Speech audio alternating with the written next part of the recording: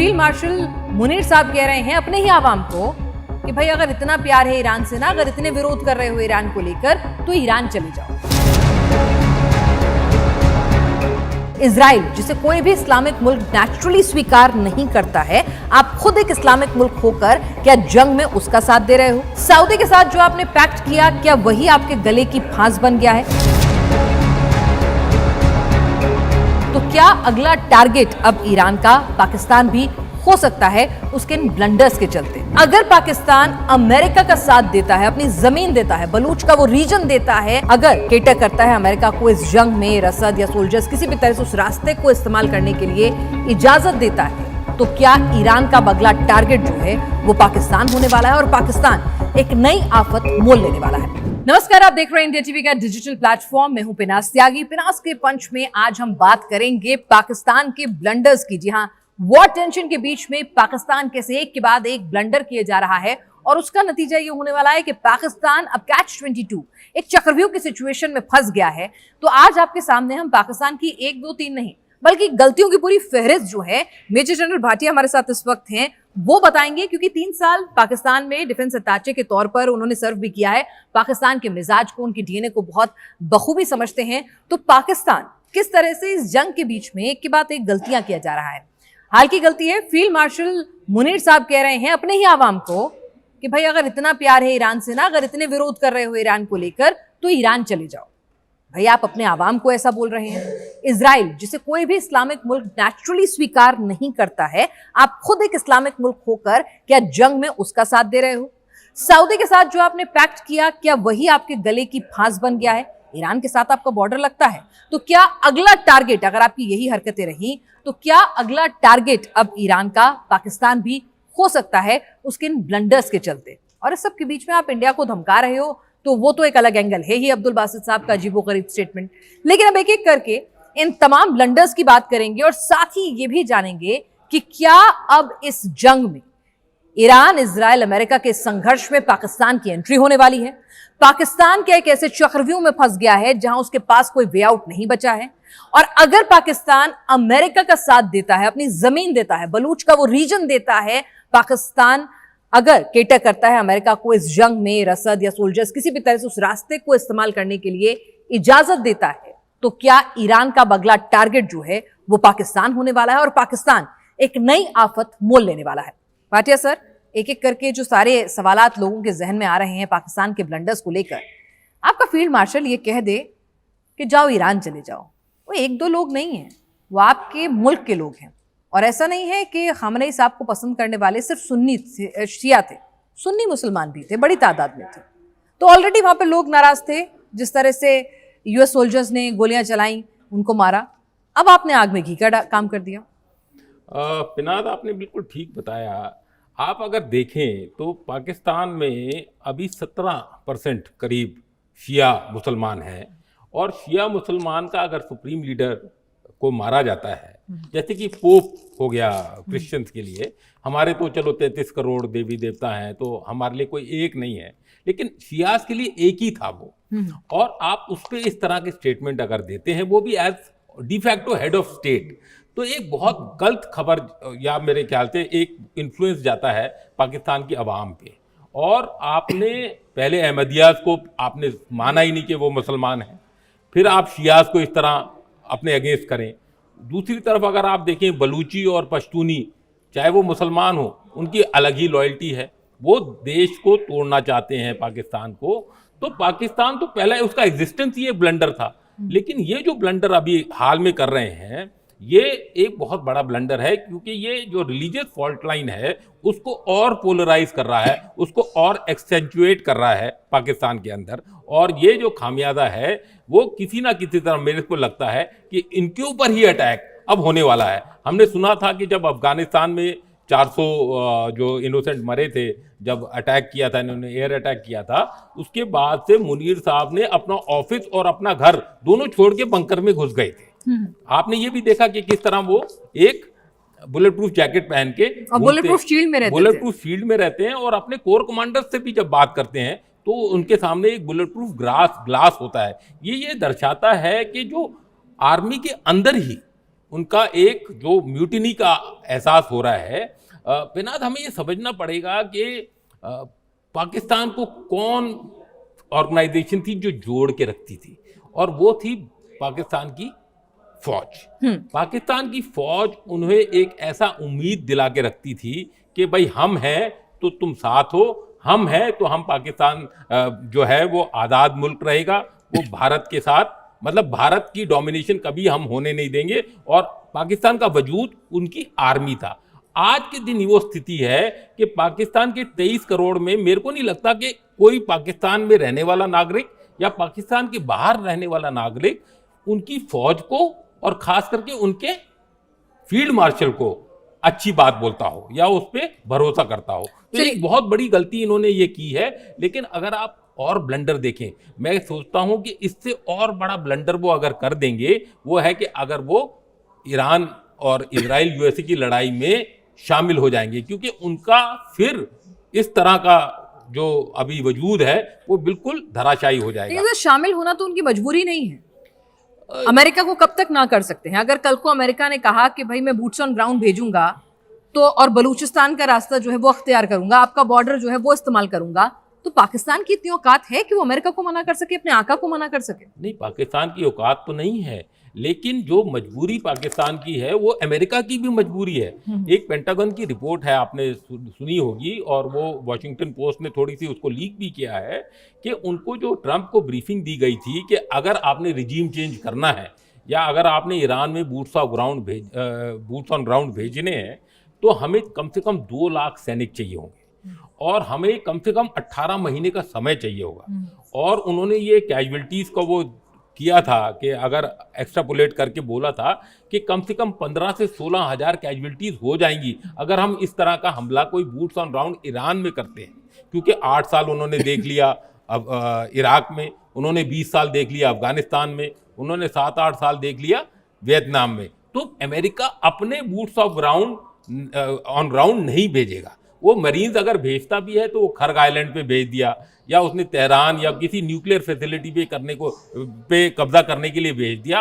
और वो जो करना है, तेहरान बहुत दूर है पाकिस्तान से, उसके लिए उसको बेसिस जो है वो इराक में चाहिए, उसके लिए उसको बेसिस बाकी जीसीसी कंट्रीज में चाहिए। तो उसको चाहिए लॉजिस्टिक सपोर्ट इस तरफ से, सिस्तान बलूचिस्तान की तरफ से, जो 1120 किलोमीटर दूर है तेहरान से। तो इधर से बूट्स ऑन ग्राउंड भेजना नहीं, लेकिन लॉजिस्टिक सस्टेनेंस और इन बेसिस को इस्तेमाल करके अपने जो जहाज हैं या अपनी कोई जो रसद है उसको पहुंचाना, तो वो इस्तेमाल कर सकते। ईरान को जब ये पता चले, पहले भी बीच में इस तरह की खबरें आई थी, ईरान के मीडिया में भी इस तरह की अटकलें लगने लगी थी कि भाई पाकिस्तान ने अपने एयर स्पेस का मदद दी है, पाकिस्तान ने इस्तेमाल होने दिया है, तो इस तरह की भी खबरें लगी थी। तब से ही कहा जा रहा था कि पाकिस्तान अगला टारगेट होगा।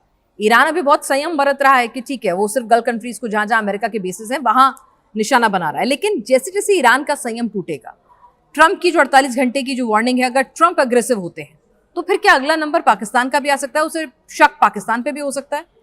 नहीं, बिल्कुल ये शक नहीं, ये तो उनको क्लियर पता चल जाएगा। उनको आजकल पूरा जो बैटलफील्ड ट्रांसपेरेंसी है वो सब पता चल जाता है, और उसको खुद नहीं पता चलेगा तो रशियन सैटेलाइट बता देगी, वो चाइनीज डाटा बता देगा। चाइनीज की एक सर्वे शिप अभी गल्फ ऑफ हॉर्मुज में है, उसको पिन पॉइंट वो टारगेट्स दे रही है। तो इसी तरह का कोई टारगेट या उसका एयर स्पेस का यूज यूएसए यहां से करता है तो पक्का ईरान को पता चलेगा, और ये एक वाजिब, उन्होंने बोला ये लेजिटिमेट टारगेट हो जाएगा। तो एक बहुत बड़ी गलती और हो जाएगी उससे। इसीलिए वो अभी दिखा रहा है कि मैं अफगानिस्तान में बिजी हूँ, इंडिया से डर दिखा रहा है, वो बता रहा है कि मेरे को गाजा में और या वहां पर भी ट्रूप्स भेजने पड़े। वो तो अब वैसे चैप्टर बंद ही हो गया है। ठीक है, तो अमेरिका वाली कहानी जो है अभी फिलहाल फारफेच लगती है। अभी पाकिस्तान का इस्तेमाल करे अमेरिका, ऐसा नहीं लगता अभी फिलहाल। डायरेक्टली मेरे को नहीं लगता कि वो इस्तेमाल करेगा। लेकिन सऊदी से भाई पैसे ले आए हो आप, सऊदी की रक्षा करने के नाम पे अपनी रक्षा कर नहीं पा रहे हो, ये बात अलग है कि पाकिस्तान के पास अब समझ ही नहीं आ रहा है भाई फोर्सेस कहाँ कहाँ लगाए। अफगानिस्तान पे लगाए, बीएलए से निपटने के लिए लगाए, पश्तूनों से निपटने के लिए लगाए, हिंदुस्तान के बॉर्डर्स पर लगाए, पीओके में लगाए, कहाँ कहाँ लगाए उसे खुद समझ में नहीं आ रहा है सर। तो ऐसे में सऊदी ने अगर अपने पैक्ट का याद एक बार दिला चुका है सऊदी, अगर सऊदी ने कहा भाई आओ भेजो फौज, तो भी तो एंट्री हो गई ना। सऊदी ने अगर नहीं, सऊदी बोल चुका है कि आप 1 लाख सैनिक भेजें हमें, और वो 1 लाख सैनिक जो है उसको भेजने के लिए उसने एक थोड़ी सी प्लानिंग भी की है कि अगर मेरे को भेजना पड़ा तो मैं किस किस को वहां पर भेजूंगा। लेकिन वो भी वहां पर 1 लाख सैनिक अपने 6.5 लाख की जो उसकी फौज है उसमें से क्या इतनी बड़ी तादाद में सऊदी अरेबिया भेज सकता है? मेरे को नहीं लगता वो। नहीं, पैसे लेने के टाइम तो आप वादे कुछ भी कर देते हैं ना, क्योंकि भाई आपको पैसे चाहिए थे। पैसे तो अब भी चाहिए। वो बोल रहे कि आप मेरे को 10 साल के लिए माफ कर दो, मेरे को आप तेल मुफ्त में दे दो, मेरे को आप गैस मुफ्त में दे दो, मैं अपने सैनिक भेजने के लिए तैयार हूं। क्योंकि सऊदी अरेबिया क्यों अपने सोल्जर मारेगा? पाकिस्तान के मरने दो। और ये तो हमेशा ही करते आए नहीं, हैं। लेकिन अगर इस जंग में, अगर हम क्योंकि इस वॉर टेंशन की बात करें, अगर इस जंग में सऊदी कहे कि नहीं आपको आना पड़ेगा, तो फिर क्या होगा? ये बहुत बड़ा मसला हो जाएगा पाकिस्तान के लिए, क्योंकि आधे सैनिक मेरे को ये लग रहा है कि वो बलूचिस्तान पोस्टिंग नहीं जाना चाह रहे, वो खैबर पख्तूनख्वा नहीं जाने जा रहे, वो अपना हॉस्पिटल में एडमिट हो जा रहे हैं, या वो भाग जा रहे हैं कि वो अपनी पोस्टों को छोड़ के भाग जा रहे हैं। आपने देखा कितने वीडियोज आपने देखे कि वो अपनी पोस्ट को, उसकी तकरीबन 1000 वो हैं फोर्ट्स जिसको बोलते हैं, वो पूरी जो अफगानिस्तान के साथ जो उसका 2620 या 2640 जो किलोमीटर का उसका वो है, उसमें 1000 फोर्ट्स बनाए हुए हैं। जो फोर्ट होता है वो पोस्ट से भी बड़ा होता है, उसमें कम से कम 30 से 35 लोग होते हैं। कंपनी कमांडर होता है, कहीं प्लाटून कमांडर होता है, सूबेदार होगा, कहीं मेजर साहब होंगे, कहीं कैप्टन साहब होंगे। 400 वो खैबर पख्तूनख्वा में थे, 600 वो तकरीबन बलूचिस्तान में है। वो उनकी हिफाजत नहीं कर पा रहा, वो 1 लाख या 20,000 भी जवान कैसे वहां भेज देगा? मेरे को ये नामुमकिन सा लगता है। लेकिन उसके पास अपनी सैनिक भेजने के अलावा और कुछ देने के लिए नहीं है। तो ये एक बहुत बड़ा उसके ऊपर वो जो प्रेशर है कि फौज वो भेज नहीं सकता, क्योंकि बट पैसे उसको चाहिए। पैसे चाहिए तो कोई देने को तैयार नहीं है। वो बोलता है तो हमको उसके बदले में क्या दोगे? उसके बदले में उसको अपनी मैन पावर देनी पड़ेगी। तो ईरान के इस पूरे कॉन्फ्लिक्ट में पाकिस्तान अभी बचा हुआ है, लेकिन कितने दिन तक बचा रहेगा ये अपने आप में एक सवाल है। बहुत बड़ा सर, अगर ब्लंडर्स की बात करें तो यहाँ पर पाकिस्तान ने, जब एक जंग ऑलरेडी चल रही है, ईरान का बॉर्डर भी आपसे लगता है, उस वक्त पे आपने अफगानिस्तान का पूरा एक फ्रंट जो है इतना एग्रेसिवली खोल दिया। खोला तो आपने बहुत पहले से था, लेकिन इतना एग्रेसिव खोल दिया कि आपने सिविलियन टारगेट को भी निशाना नहीं बनाया, वो भी सेकेंड अटैक में। तो यानी कि जानबूझ के आपको पता था कि आप क्या करने जा रहे हैं। पाकिस्तान ने जो है जो अफगानिस्तान का फ्रंट खोला है वो भी उसकी एक मजबूरी थी, क्योंकि वो चाहता था, क्योंकि अमेरिका चाहता था कि बगराम एयरबेस पे मेरे को कंट्रोल दे दिया जाए, नहीं तो मैं आपकी शमसी बेस को जो क्वेटा के पास है उसको इस्तेमाल करूंगा। वो पाकिस्तान नहीं चाहता था कि वो दे। वो चाहता था कि अफगानिस्तान पे थोड़ा सा प्रेशर डाले। दूसरा वो ये चाहता था कि माइंड जो है अपनी आवाम का, वो मैं अपनी जो इनसिक्योरिटी है या अपनी जो प्रॉब्लम्स हैं उससे हटाकर अफगानिस्तान, जो कि वो इंडिया की प्रॉक्सी बोल रहा है, उस तरफ ले जाऊं। तो उसने ये सोचा, और उसको ये भी पता है कि लैंडलॉक्ड कंट्री कौन है? अफगानिस्तान। उधर ईरान की लड़ाई होने की वजह से उधर से भी कोई रसद नहीं आ रहा, उधर से भी कोई जो उसका ट्रेड और ट्रांजिट नहीं हो रहा, और इधर से भी उसका कुछ अब नहीं जा रहा, क्योंकि 8 जो ऑफिशियल जो पोस्ट हैं, लैंड बॉर्डर्स हैं, जिससे आप ये देखिए 30 से 35% एक्सपोर्ट जो अफगानिस्तान के हैं वो पाकिस्तान के थ्रू होते थे, और इंपोर्ट ज़्यादा ईरान बॉर्डर से होते थे, क्योंकि उनका तेल, उनकी गैस वो दुबई से आए, चाहे वो सऊदी अरेबिया से आए, वो ईरान के थ्रू होके उधर अफगानिस्तान में जाती थी। हमारा भी जो सपोर्ट जाता था वो 4 बार से होते हुए उधर जा रहा था, सब वो बंद हो गया है। तो अफगानिस्तान भी प्रॉब्लम में था, बट वो प्रेशर हटाने के लिए अपनी इंटरनल इनसिक्योरिटी से उसने अफगानिस्तान पे हमला किया, क्योंकि उसने ये बोला टीटीपी का सहारा लेके कि टीटीपी जो है उसके जो आका है, उसकी जो ट्रेनिंग है, उसकी जो पूरी ऑर्गेनाइजेशन है, वो अफगानिस्तान से ऑपरेट कर रही है हमारे अगेंस्ट। अब अफगानिस्तान में ये प्रॉब्लम है कि अगर वो टीटीपी पे प्रेशर डालती है तो टीटीपी के वो जो सब जो जितने भी सोल्जर्स हैं वो आईसिस में जा सकते हैं और तालिबान के अगेंस्ट लड़ सकते हैं, क्योंकि उनको डॉलर चाहिए। सबकी रेट बना हुआ है। टीटीपी अगर अपने एक सोल्जर को $200 देती है महीने में, तो आईसिस 300 से $400 देती है। अभी तो सभी जगह त्रायाम है कि इतने डॉलर मिल ही नहीं रहे कहीं पर, बट ये सब पैसे के लिए लड़ाई हो रही है। तो जो अफगानिस्तान में टीटीपी पे अगर प्रेशर डालता है तो अफगानिस्तान का वजूद भी खतरे में आ सकता है, या तालिबान रिजीम की खतरे में आ सकती है वजूद। तो इसलिए वो किस पे प्रेशर रिलीज करेगा? पाकिस्तान पे अटैक करके। अभी सुनने में ये आ रहा है कि ये जो पूरी इन्होंने फेंसिंग कर दी थी, ऑलमोस्ट 95% फेंसिंग जो थी वो कंप्लीट हो गई थी बॉर्डर पे, उसमें कई 100 किलोमीटर की फेंसिंग तालिबान ने बर्बाद कर दी है। तालिबान ने या अफगान सोल्जर्स ने बर्बाद कर दी, उसको काट दिया, उसको तोड़ दिया, उसको ध्वस्त कर दिया है। जबकि ये भी सुनने में आ रहा है कि पाकिस्तान आर्मी ने 50-60 किलोमीटर का इलाका अफगानिस्तान में ड्यूरन लाइन के उस तरफ पे कब्जा कर लिया है। तो कई चौकियों पे कई चौकियों पे कब्जा कर लिया है। वो उधर से काउंटर क्लेम आ रहे हैं कि उन्होंने भी इतने मार दिए, इतना क्लेम कर दिया है। ये जो ईरान वॉर की वजह से ये जो वॉर है जो हमारे नेबरहुड में चल रही है, इसकी इतनी न्यूज निकल के नहीं आ रही, लेकिन एक बहुत बड़ा थ्रेट ये पाकिस्तान के ऊपर ज्यादा है, लेकिन अफगानिस्तान के ऊपर भी कम नहीं है। और उसको क्या चाहिए? तालिबान को लड़ने के लिए चाहिए पैसे, उसको चाहिए आर्म्स और एमुनिशन, उसको चाहिए ड्रोन्स, क्योंकि उसके पास एयरफोर्स तो है नहीं। 6 हेलीकॉप्टर है, 4-5 जहाज हैं, वो भी पता नहीं उड़ सकते कि नहीं उड़ सकते, और अगर जहाज वो उड़ भी सकते हैं उनके पास पायलट ट्रेंड नहीं है। तो उनको ड्रोन्स का सहारा लेना है, उन्होंने सुसाइड बॉम्बिंग का सहारा लेना है। तो ये जो 4 दिन की मोहलत थी ये खत्म हो जाएगी कल। हाँ बिल्कुल, ईद की वजह से जो एक ये बहुत बड़ा जो एक है प्रॉब्लम ये आने वाली है, मेरे को लगता है। और अफगानिस्तानी भूलते नहीं है ना, वो हारते हैं ना भूलते हैं, वो अपना बदला लेके रहेंगे। आपको ये 2-3 चीजें और देखनी पड़ेंगी कि 20 से 30 लाख अफगानी अभी भी पाकिस्तान में है। उनका एलिजेंस किसके साथ है? अफगानिस्तान के साथ है या अपनी ट्राइब के साथ है।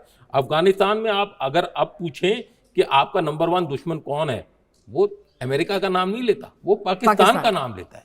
जो पश्तून लॉयल्टी जो होती है, जो गरूर है, जो अभिमान है, जो डिग्निटी है, वो उसको भूलता नहीं। ये ट्रेड्स है पश्तूनों के, ये ट्रेड्स है अफगानिस्तानियों के। हाँ, और इसीलिए हम इतिहास गवाह है कि कभी भी वो हारे नहीं, कभी नहीं हारे, छोड़ छोड़ के भागे हैं। तो इसलिए ये बहुत बड़ा मसला होने वाला है। और आपने जैसे देखा था, आप धुरंधर की बात करें, ये पूरा लियारी गैंग है। वो जो बलूच का था, चाहे वो पठान का था, वो जो असलम चौधरी अगर एसपी की बात करें, ये असली में ऐसा होता है। क्योंकि मैंने पाकिस्तान जब मैं वहां था मैंने देखा है। और इसी तरह मड इलाका है सिंध में, जहां पर एंटी सोशल एलिमेंट्स हैं, जो सिंधी जो एक सिस्तान बलूचिस्तान अपना बनाना चाहते हैं, एक अलग देश बनाना चाहते हैं।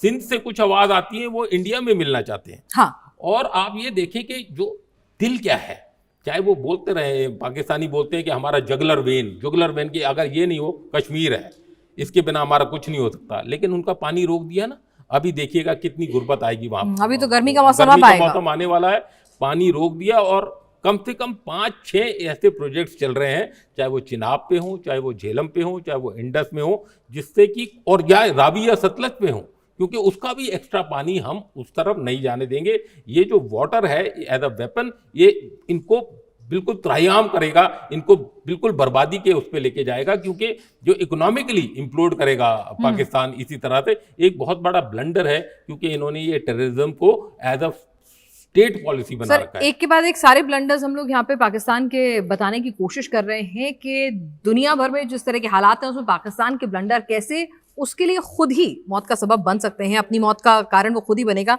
एक और ब्लंडर नया जो ताज़ा आया है, बासित साहब का स्टेटमेंट, या फिर उसको इग्नोर किया जा सकता है? नहीं, इस तरह के स्टेटमेंट जो है, ये मैं ये बोलता हूं कि ये उनके डीएनए में है, वो उनके दिल में है। ये बासित साहब कोई अलग नहीं है, वहाँ उनका बच्चा, क्योंकि क्या हुआ है, उनका कारोबार, उनका एजुकेशन सिस्टम, उनका जो सोच है, उस सब को रेडिकलाइज करके एक इस्लामिक आइडेंटिटी दी हुई है। और इस्लामिक आइडेंटिटी ऐसी है कि किस पे कौन है दुश्मन, वो काफिर है, वो हिंदू है।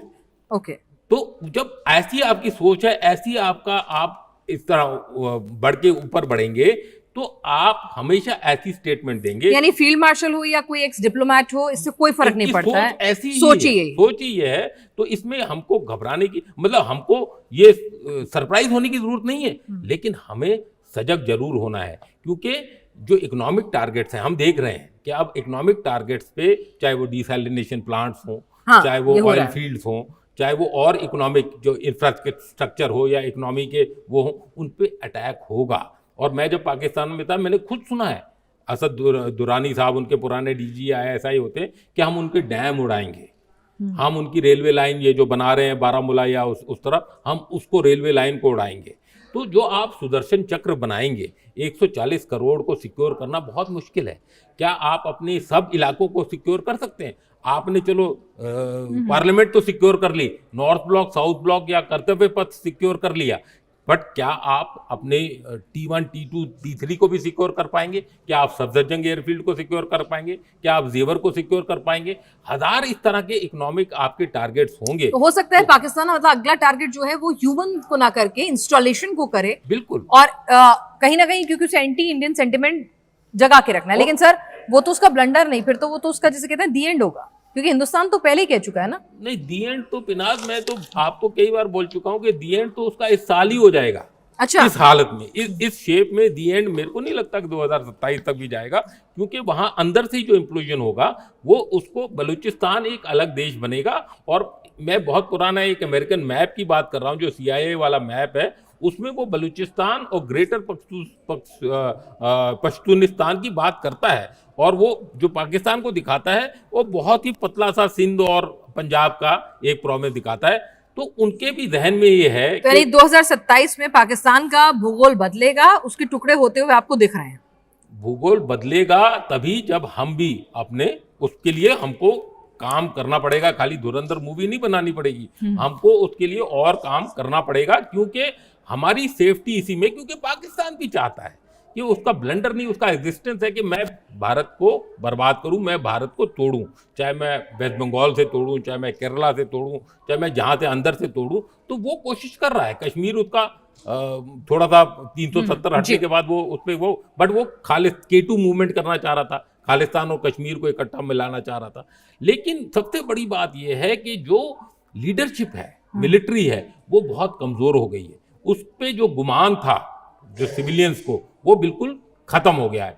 मिलिट्री के अंदर भी खोखलापन बहुत सारा आ गया है। तो ये सब चीजें अच्छी हैं और हमको इसको और एक्सप्लॉइट करके उसको तोड़ना पड़ेगा, क्योंकि हमने अपना फ्यूचर को सिक्योर करना है, हमने अपनी इकोनॉमी को सिक्योर करके दुश्मन जब गलती कर रहा होता है तो हमें चुप बैठना चाहिए, उसे गलती करते देना चाहिए, क्योंकि वो अपने ही ट्रैप में, अपनी ही गलतियों से खुद ही शिकार हो जाएगा। हम शांति से वेट एंड वॉच कर सकते हैं, और पाकिस्तान ठीक ठाक ब्लंडर कर रहा है इस वक्त। आप हमारे साथ इस चर्चा में शामिल हुए, आपका बहुत बहुत शुक्रिया। और हमारे डिजिटल प्लेटफॉर्म के इस शो में आज के लिए बस इतना ही।